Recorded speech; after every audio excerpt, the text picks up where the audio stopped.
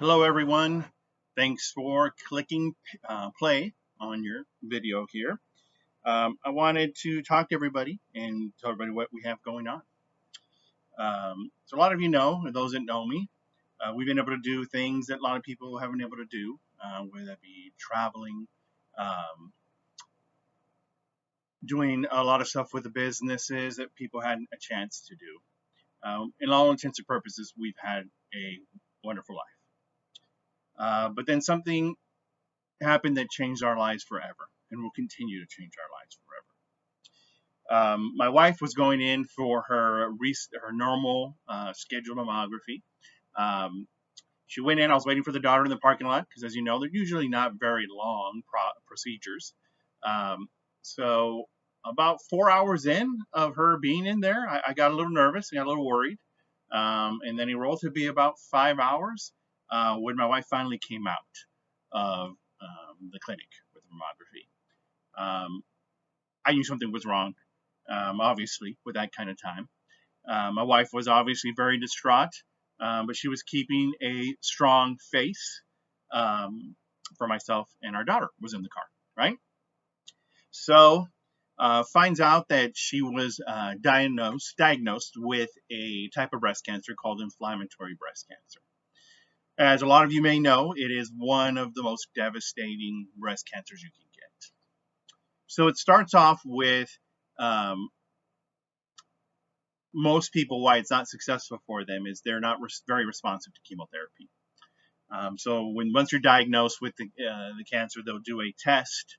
And by the way, it was initially stage 4 cancer. They do a genetic testing to see if you're responsive to the chemo.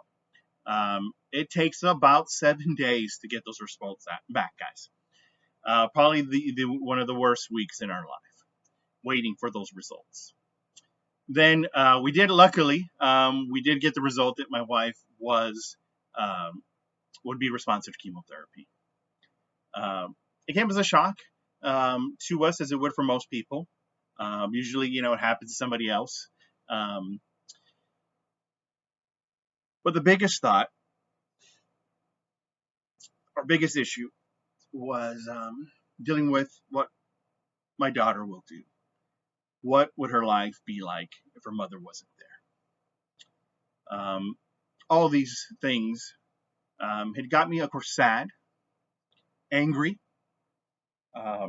distraught about our future, what our future would be. I'm still dealing with the anger and the sadness. Those who know me know I am not an angry person. I am not quick to anger. I'm not quick to frustration. So it's been very new for me. I've been angry with the fight. I've been angry with the future. Our plans blew up. Nothing is certain in our lives. Angry that she has to go through this, that our daughter has to see her go through this, and at no fault of their own. My wife is one of the strongest people I ever met. Those of you who know her know that she is an overachiever. Always got to do the best. Works hard, and there's nothing she can't do. And she does it with a smile. She never stops smiling. And I urge y'all to look at some of her photos, even in the mix of surgeries and chemotherapies on the hospital bed. She has an ear to ear smile.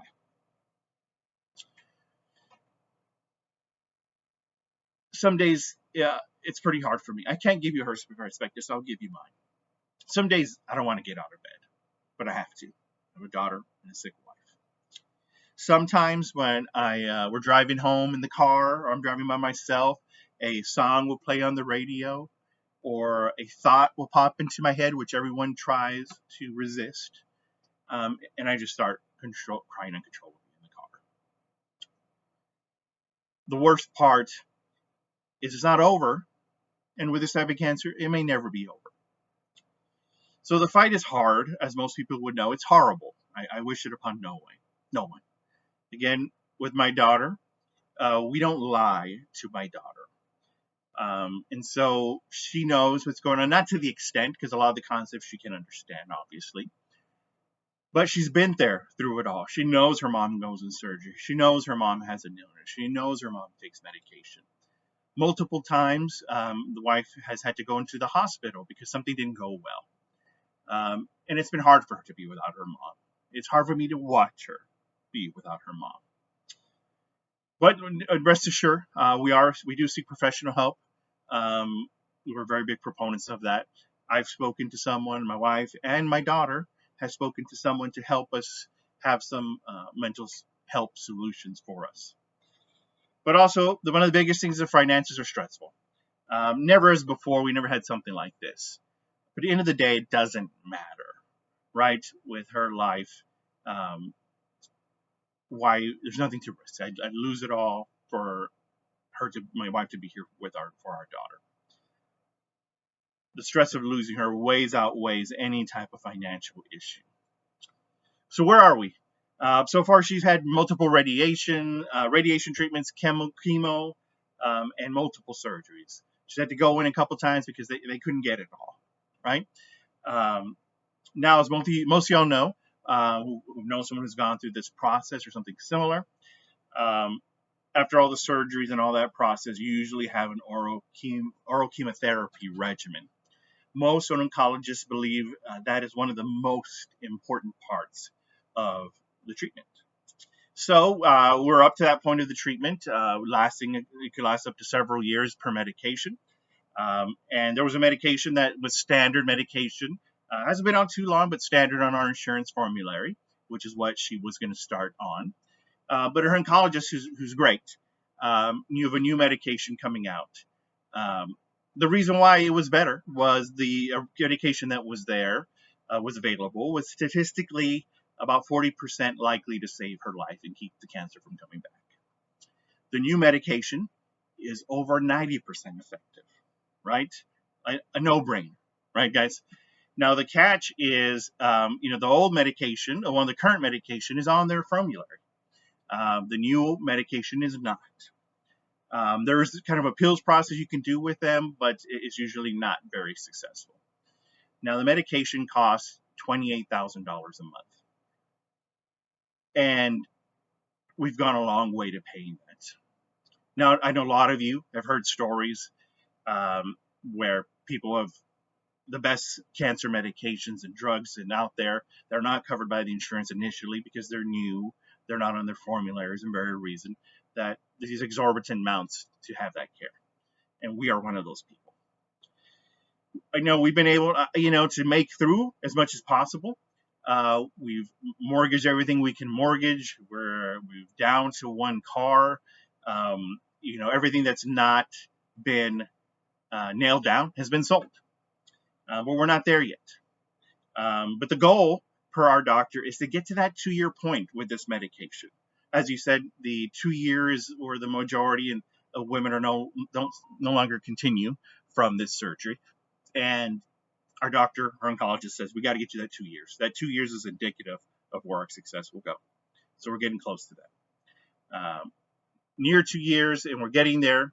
And hope is at the edge of that, towards the end of that, even though things have gone pretty well so far.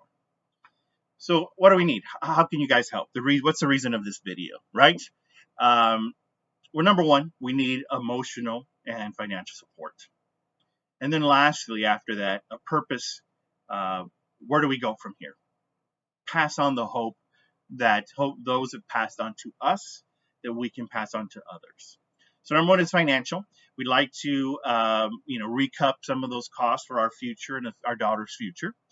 And then down the road, if it goes well, we'd like to continue the efforts so that we could start our own nonprofit organization, which we have already chosen the name. It's Veronica's Voice, available soon at veronicasvoice.org. And we'd like to eventually be able to have an organization that can help others in our same situation. Others that have gone through this, and it's a challenge. You have to be your biggest advocate. Between the insurance companies, doctors, information, knowledge is out there. Even we've driven to people in this process that aren't aware, don't have that knowledge, or they've been told no, it's not an option to them. And it lessens the cost or the success of their treatment. It's their lives on the line. So we like to be able to have an organization that will have information, resources, knowledge, um, referral type information, and at least also, hopefully, be able to help them out in some ways financially, to help them get in through those hurdles that they're in front of them, giving a purpose to what we've gone through. Now, I'd like to end, I know this video has been long, so I apologize, with our hope. Even with all of this, we are hopeful. My wife is hopeful. She is stronger than she has ever been emotionally, even though her body is not. My daughter is hopeful. And so, no matter what you're going through, we plan to hold on that hope and continue to be there for others as well as our family. We'd like to say thank you for looking at this. If you can help, click where you are donating and help us out. But if you don't, leave a message, send us a note, give us some support. And we like to say to all those who are reading this, we appreciate it. We love your thoughts and thoughts and prayers, and any support you can give. I'll talk to you soon. You guys try to have a good day.